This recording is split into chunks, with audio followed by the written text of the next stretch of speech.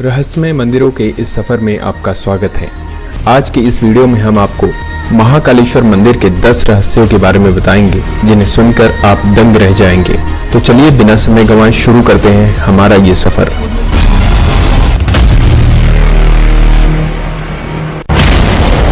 महाकाल नाम का रहस्य। आमतौर पर माना जाता है कि महाकाल का संबंध केवल मृत्यु से है, परंतु ये पूरा सच नहीं है। काल के 2 अर्थ होते हैं, एक समय और दूसरा मृत्यु।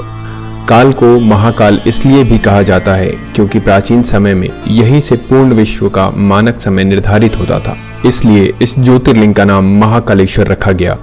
दूसरा कारण भी काल से ही जुड़ा है। दरअसल महाकाल का शिवलिंग तब प्रकट हुआ जब महादेव को एक राक्षस दूषण का अंत करना था। भगवान शिव उस राक्षस का काल बनकर आए, जिनके बाद अवंती नगरी, जिसे अब उज्जैन के नाम से जाना जाता है, वहां के वासियों के आग्रह पर महाकाल वहीं उपस्थित हो गए। ये समय यानी काल के अंत तक यहीं रहेंगे, इसलिए भी इन्हें महाकाल कहा जाता है। क्यों यहाँ रात नहीं बिताता कोई राजा या मंत्री? उज्जैन का एक ही राजा है और वह है महाकाल बाबा। विक्रमादित्य के शासन के बाद यहाँ कोई भी राजा रात में नहीं रुक सकता। जिसने भी यह दुस्साहस किया वह संकटों से घिरकर मारा गया। पौराणिक कथा और सिंहासन बत्तीसी की कथा के अनुसार राजा भोज के काल से ही यहाँ कोई राजा नहीं रुक सकता है। वर्तमान में भी कोई राजा या मुख्यमंत्री या प्रधानमंत्री यहाँ रात में नहीं रुक सकता। इससे जुड़े कई उदाहरण भी प्रसिद्ध हैं, जिनके बारे में आपको जानकर आश्चर्य होगा। एक बार देश के चौथे प्रधानमंत्री मोरारजी देसाई भी जब मंदिर के दर्शन करने के बाद रात में यहाँ रुके थे तो उनकी सरकार अगले ही दिन गिर गई थी। ऐसे ही कर्नाटक के मुख्यमंत्री वीएस येदियुरप्पा भी जब उज्जैन में रुके थे तो उन्हें कुछ ही दिनों के अंदर अपना इस्तीफा देना पड़ा था। इस रहस्य को कुछ लोग संयोग मानते हैं तो कुछ लोगों के मुताबिक महाकाल भगवान ही इस शहर के राजा हैं और उनके अलावा कोई और राजा यहाँ नहीं रुक सकता। महाकाल की भस्म आरती का रहस्य। जितना प्राचीन भगवान महाकाल का मंदिर है, उतना ही रहस्य में यहाँ होने वाली भस्म आरती भी है। प्राचीन काल में राजा चंद्रसेन शिव के बहुत बड़े उपासक माने जाते थे। जब राजा रिपुदमन ने उज्जैन पर आक्रमण किया और राक्षस दूषण के जरिए वहां की प्रजा को प्रताड़ित किया, तब प्रजा ने मदद के लिए भगवान शिव से गुहार लगाई। प्रजा की गुहार भगवान शिव ने सुनी और स्वयं दुष्ट राक्षस का वध किया। सिर्फ इतना ही नहीं, भगवान शिव ने दूषण की राख से अपना श्रृंगार किया और वह हमेशा के लिए यहाँ बस गए। तो इस तरह से भस्म आरती की शुरुआत हुई। चिता भस्म से की जाती थी आरती। यहाँ पर भगवान शिव के शिवलिंग पर चिता की ताजी भस्म से आरती की जाती थी और इसी से उनका श्रृंगार भी होता था।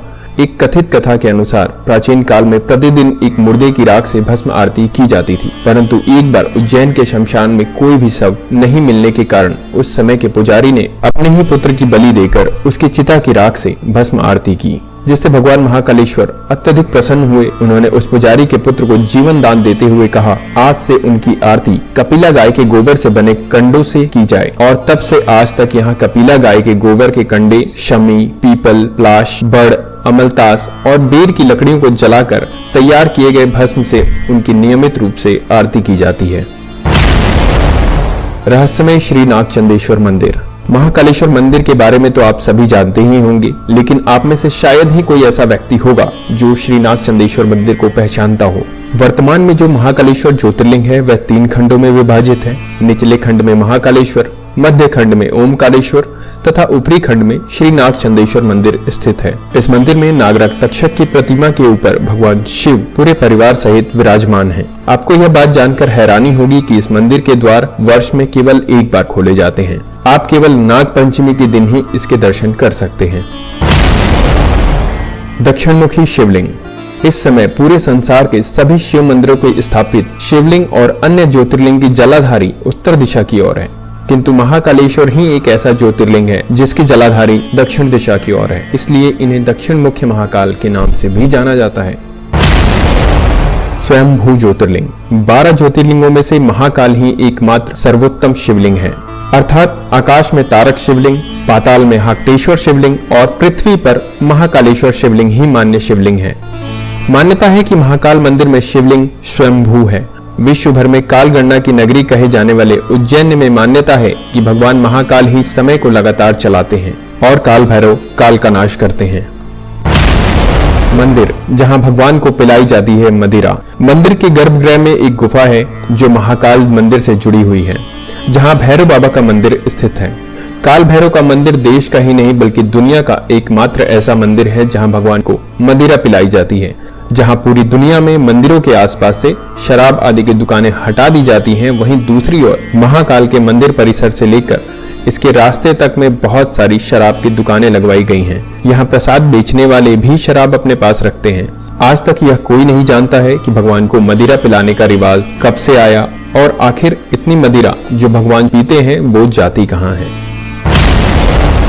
जूना महाकाल। मुगल काल में इस शिवलिंग को नष्ट करने की कोशिश करी गई, जिसके कारण पुजारियों ने उसे छुपा दिया और इसकी जगह दूसरा शिवलिंग रखकर उसकी पूजा करने लगे। बाद में उन्होंने उस शिवलिंग को वही महाकाल के प्रांगण में अन्य जगह स्थापित कर दिया, जिसे आज जूना महाकाल कहा जाता है।